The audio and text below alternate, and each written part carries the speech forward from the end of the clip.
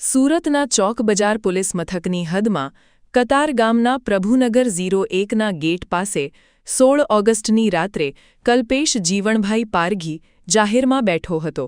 તે દરમિયાન મોટરસાયકલ પર આવેલા 3 હુમલાખોરોએ કલ્પેશ પર તીક્ષ્ણ હથિયારથી હુમલો કર્યો હતો. કમર, પગ અને શરીરના અન્ય ભાગે ગંભીર ઈજાઓ પહોંચાડ્યા બાદ ત્રણેય આરોપીઓ ફરાર થઈ ગયા હતા. ઘટનાની ગંભીરતાને પગલે ચોક બજાર પોલીસે અલગ અલગ ટીમો બનાવી સીસીટીવી કેમેરાના ફૂટેજ ચેક કર્યા હતા. સાથે બાતમીદારોનો સંપર્ક કરી ટેકનિકલ એનાલિસિસ હાથ ધર્યું હતું.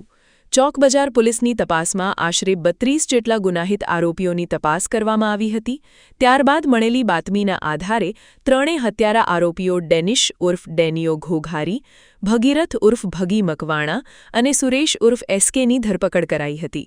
તો આરોપીઓ પાસેથી હત્યામાં વપરાયેલો છરો અને મોટરસાયકલ પણ કબજે કરવામાં આવી છે.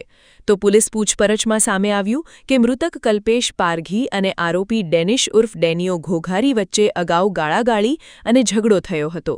આ અદાવત રાખીને ડેનિશે સહ આરોપીઓ સાથે મળી કલ્પેશ પર છરીના ઘા મારી હત્યા કરી હોવાનું જણાવ્યું હતું. चौक पुलिस स्टेशन विस्तार में प्रभुनगर नाम का एरिया है, जहाँ पर एक व्यक्ति कल्पेश जीवनभाई पारधी नाम का, जो अपने घर के बाहर कॉलोनी के गेट के पास बेंच पर बैठा था, तो एकदम से लगभग 11 बजे के आसपास एक मोटरसाइकिल पर 3 अजान्य व्यक्ति आते हैं, जो उस पर सडनली प्रहार करना शुरू करते हैं. और उसमें से एक व्यक्ति चाकू का उपयोग करके उसके कमर के भाग और कमर से नीचे के हिस्से में चाकू से प्रहार करता है, जिसके कारण थोड़ी देर बाद उस व्यक्ति की मौत हो जाती है. जैसे ही सूचनाएं लोकल पुलिस स्टेशन को मिलती है, वो तुरंत ही अपनी सर्वेलेंस टीम और साथ ही साथ जोन की एलसीबी टीम, जितने भी आसपास के सीसीटीवी कैमरा हैं उनके एनालिसिस करके अपने ह्यूमन और टेक्निकल एनालिसिस के बेसिस पे तीनों जो अजान्य पुरुष हैं उनकी खोज करना शुरू करती है और कुछ ही घंटे में तीनों जो आरोपी हैं उनको पकड़ लेती है. तो जो आरोपी हैं उसका जो मेन आरोपी पहला जिसने प्रहार किया है उसका नाम डेनिश उर्फ डेनियो है. 24 साल का है, फ़िलहाल कोई काम नहीं करता और वो कतरगाम में रहता है और उसका मूल वतन जो अमरेली है. दूसरा जो आरोपी है उसका नाम भगीरथ है, 22 साल का, और वो हीरा मजदूरी का काम करता है और वेद रोड का रहने वाला है और मूल वतन उसका गिर सोमनाथ है. और तीसरा आरोपी सुरेश बावलिया, 23 साल का, हीरा मजदूरी का काम करता है और कतरगाम में ही रहता है और उसका मूल वतन बोटाड है. ये तीनों आरोपियों के खिलाफ केस दर्ज किया गया है भारतीय न्याय संहिता सेक्शन 103(1), 54 और गुजरात पुलिस एक्ट 135 के तहत.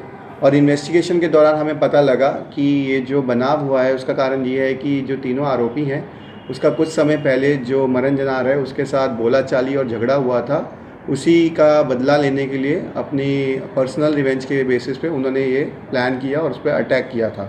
और जो हमारे तीनों आरोपी हैं वो डेनिस, उसके ऊपर 16 गुना हैं पहले, जिसमें से मेजर प्रॉपर्टी ऑफेंसेस हैं और उसके ऊपर 3 बार पासा की भी और 1 बार तड़ीपार की कार्रवाई कर दी गई है. दूसरा आरोपी भगीरथ, उसके ऊपर 7 पुराने गुनाह हैं, अगेन प्रॉपर्टी ऑफेंसेस, और उसके ऊपर भी 2 बार पासा की कार्रवाई की गई है. और जो तीसरा आरोपी सुरेश, उसका कोई क्रिमिनल रिकॉर्ड नहीं है. फिलहाल इन्वेस्टिगेशन जारी है और जो भी आरोपी से हमें सूचना मिलेगी वो हम मीडिया को प्रोवाइड करवा देंगे.